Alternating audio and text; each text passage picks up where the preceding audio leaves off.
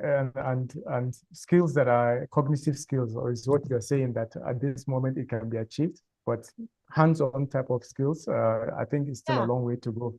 Yeah. I mean, you, for example, you are navigating an aeroplane. Of course, you Yeah. can be helped by artificial intelligence, how to learn to navigate and land and, and so on. And then they can put as much reality into that context as it is possible. And this, of course, will provide training to you, Yeah. But Yeah. we've seen aeroplanes go wrong because the pilot didn't want to wake up. So, and this has happened. The Yeah. pilot was sleeping. The other guys didn't want to bother him because they were impressed by his, let's say, resume or whatever, and the aeroplane went down. So, Yeah. Yeah, I see the point. It makes so much sense, Ms. Eva. Mr. Osita, same for you on the skill side, AI helping skill development. Yeah, so I think that yes, it's a support tool. I agree completely, but I also think that it is more of a support tool to a large extent. The skills that are not human to human contact, right? The skills that have you being proactive, right? It can't replace that thinking. It may support the knowledge and understanding of the field, but it can never replace that proactiveness that you get from being a master in your domain. Do you get? So yes, okay, so flying an aeroplane, right? So an AI can be a support, right? Maybe if he says that the pilot is sleeping, if you are supposed to make a certain body movement in an 20 minutes time and you've become redundant. So the AI can, think that, Kai, this dude is not moving, right? And then do something to wake you up, maybe a noise, alarm, or stuff, right? But the AI can't stand and land an aeroplane. If they develop one like that, then I will start to go by ship, Yeah, yeah. You get. So I think it's a great support tool. It's going to help humanity a whole lot. It's going to get things done faster, but it will not be much needed in critical skill areas. It may not be 100% in the critical skill areas than it is in diagnosis. It could help in healthcare more to diagnose, it could help in agriculture to be able to understand how pests are used, how, those areas, yes. But critical skill areas, I doubt if it will perform at an optimal level. Okay. Very good indeed. Stanish, finally, I think we have we've crept into the next session, but it's okay. Let's have your final. Sure. So I will keep it really skill development. Yes. Yeah, I'll keep it really short. So basically, I would say that you can ask ChatGPT to you learn the skill by entering the right sort of question, as I said in the beginning also, like what kind of question you put into the software. You will get the data, but somewhere you have to apply it. Somewhere you have to practice it. So it's just the knowledge. Okay, knowledge is not going to help you unless and until you know there is a place where you can go. So you can learn about swimming. What are the kinds of swimming? What are the freestyle? What is this style, backstroke, etc. by getting the information from the software. But then you have to go to the swimming pool to learn to swim. So I think skill in terms of knowledge, yes, you will definitely be able to get it. But then you need to have a place and area, a situation and environment where you can apply those skills to sharpen your knowledge. So I think it's time that we cultivate thinkers, we cultivate people who can bring the best out of both the worlds. And I would like to, leave with a word which I personally feel this is a very nice tool, very good tool. But the word which I want to leave the audience is with try to leverage the best of both the worlds, try to collaborate. It will definitely, instead of just fearing from this technology and running away and just shutting it off or going completely into it, both are not good. Just find the middle way, the balanced way, and take the best of both the worlds. Yeah, indeed. Thank you very much. Thank you very much, each and every one of you. It's been very insightful. I didn't even go through half of the questions. There's still more to go through, but I think we'll stop here because of the next panel session. Mr. Osita Oparagu, Mr. Anish Baheti, and Ms. Eva Porras. If you can, I think the team can put in your LinkedIn pages in the chat box so that if the audience wants to know more about this topic or in other things that you do, other businesses and work that you do from around the world, they can link up and know more about it, about your companies and etc. But for me now, it's thank you, and we're moving on to the next session. Thanks a lot. Thank you very much. Thank you very much. Thank you. Thank you. Thanks a lot. Yeah, so we're taking just a minute interlude, and then we come back at 10:45 for the next session on enterprise. So see you then. Oh. Bye.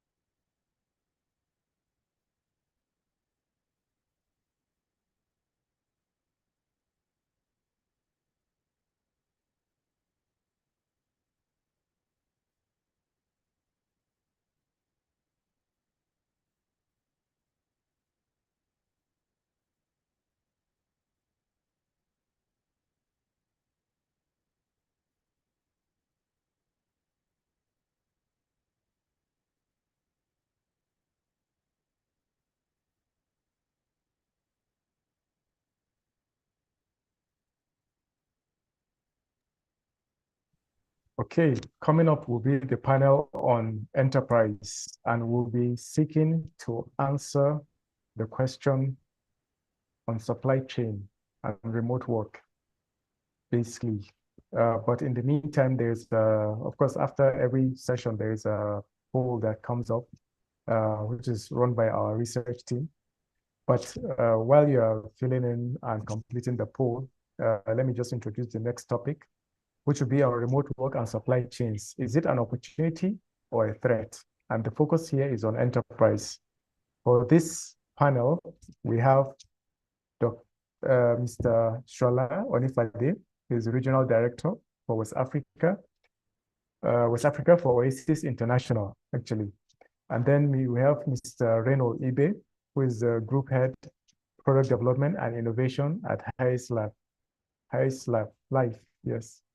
Apologies, I stumbled there, but Highest, it's a subsidiary of Highest Holdings. It's a very popular company, an enterprise here in Nigeria. So Highest Life coming up. The poll still has a few seconds. I think the team is running it. So if you can, I see the results are coming in now. Reason why the next topic will be important, just like the last one. The last one was about AI, of course. As I stated earlier, because of what's going on right now with AI integrating and being integrated into so many systems, of course, education is also going to be very affected. So that's why it will be very key to see what you all think about it, but also we've seen what each of the different panelists or panel members said about it.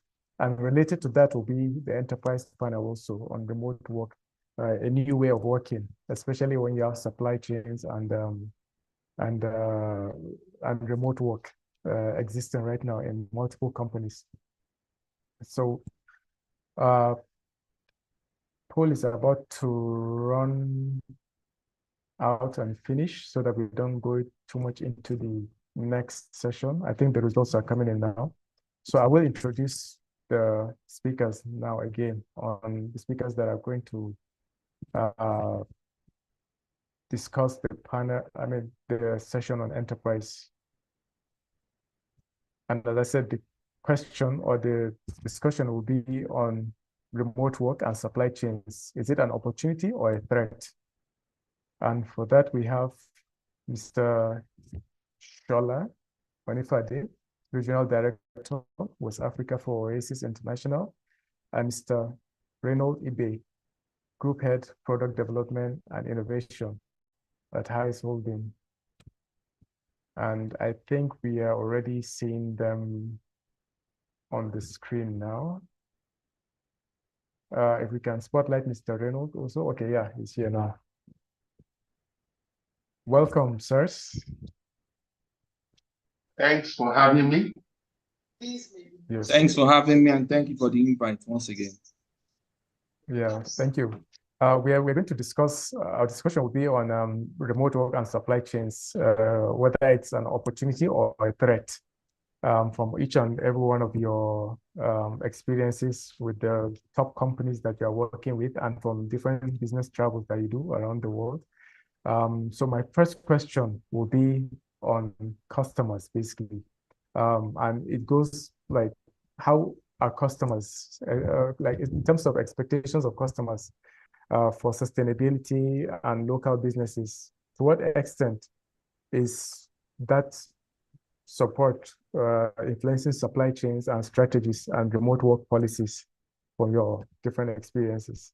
Maybe we can start with Mr. Shola. So how are customers' expectations for sustainability and local businesses support influencing the supply chain strategies that you see or that you even practice? Thank you very much, Bello, and greetings to everyone. Let me start this way by saying that there are new researches very recently, and the research shows a lot of support for sustainable business. And the fact that sustainable businesses are growing in both developed and developing economies is not something that is in doubt. And for example, many consumers and brands they are believing now that the responsibility for sustainability doesn't just lie with government, it also lies with brands. Big brands, small brands, all kinds of brands all over the globe. And also, businesses are being regulated to commit to protect nature and natural systems.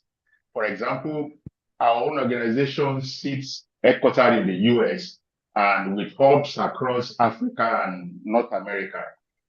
The fact remains that there are regulations, even in African countries like Rwanda and so many other places, that there is this commitment you are to protect nature and natural systems. And momentum has been building for some time around brand purpose. What's the purpose of your brand? A reason to exist. And it has to go beyond just making money. It has to go on how do you keep our home, the earth, sustainable? And how does your product also stay sustainable in such a way that I will stick with it for quite some time and then grow along that line? So now, given the latest researches going on today, we know that it's no longer acceptable or smart to ignore sustainability in business. You can't go too far with it, with the competitions that are happening across the world and here and there. And then what is presently termed as eco weakening is not just occurring among consumers in high-income countries, but it's also strong in developing emerging economies as well, that eco weakening is becoming the norm across and everywhere. And I think I might just stop there and then let me hear Renoid and then we'll continue from there. Yeah, I see that. Yes, Mr. Reno. Okay, thank you. So I'll start by dissecting the consumer base. So let's look at two segments of consumers: developed economies and developing economies.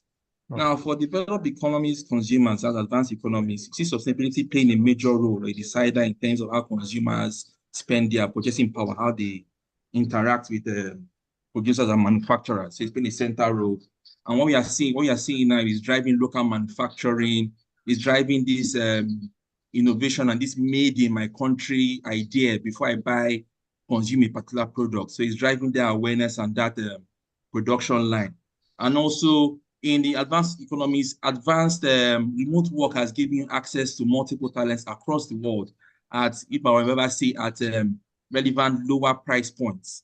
You understand? So for advanced economies, remote work policies and remote work access is beneficial to those economies. Now, let's look at developing economies. Now, for developing economies, the play is different. The thinking is different. For developing economies, price point is the major decider for consumerism in developed economies. So what the consumer looks for in developing economies is the price point first, before we talk about sustainability and all the rest. So developing economies, as we move closer, you need to look for processes, sustainability practices that are cheaper models to run. You understand? But the major thing that we need to, the deciding factor will be, how does it affect the price point of these products?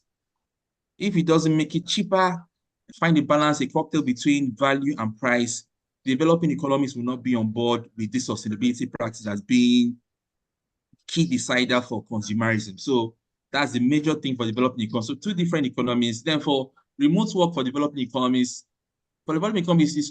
is becoming a threat to developing economies, being that these key talents are gotten from have access to Europe and the likes at lower cost, which is at local developments comes at a high cost to them. So remote work is becoming a threat for developing economies, but an opportunity for advanced economies. So that's how I choose to dissect that in terms of consumerism and sustainability and remote work.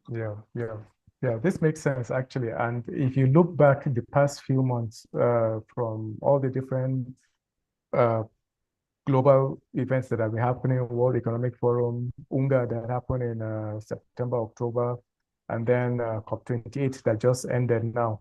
There's a lot of talk on ethical way of doing business, sustainability, and etc. But right now, it's not just happening at the high level, but we are also trying to speak to this or preach this even at the MSME level, meaning small and medium scale businesses. So speaking of them in particular, because we have a lot of those audiences that we interact with, for them, how can, if you can help us answer the question on how can businesses create value chains and long-term resilience while navigating these challenges or opportunities presented by whether it's remote work or this global disruption, which one of the global disruptions, as I said, is of course not just technology, but also businesses need to be more ethical, sustainable, SDG aligned, ESG, etc. So on the remote work side, but also on the sustainability side, how can businesses, especially the ones upcoming, handle these opportunities and challenges as they go about their day-to-day, basically? Mr. Shala? I would say that in a globalized world, we need to key in from the developing side as much as the developed side are ahead of us. The reason is because when you look at companies across the globe, hiring in terms of remote work is no longer a question of location any longer. You have these companies that have the ethical standard, that practice the global standards, having their workers in the developed world. And also you have products that are developed in the developing world, moving to the developed world as well. And you expect to get customers from these places.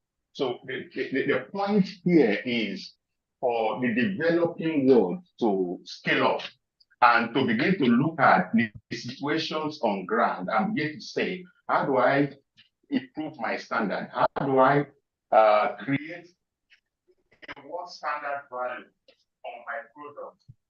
I know that a lot of developing economies have products that really are shipping to the developed. I think we're losing part of your audio, Mr. Shala. Okay. I think from the microphone, if you can adjust a bit. Can you hear me now? Yeah, it's better now. Thank you. Okay. All right. Thanks. So you see that we cannot afford to say, we in the developing world afford to say that let them continue to run ahead, we'll keep coming at our own pace and someday we'll meet them up. But it's something that we have to look at as a standard. And for example, a product produced in Nigeria, you are scaling up and you are hoping, even within Nigeria, those products are competing with other products that are being imported into Nigeria. And people are looking at price, but they're also looking at the value that they get from these products. The same way, also product produced in Nigeria, you are exporting them to other African countries, you are sending them outside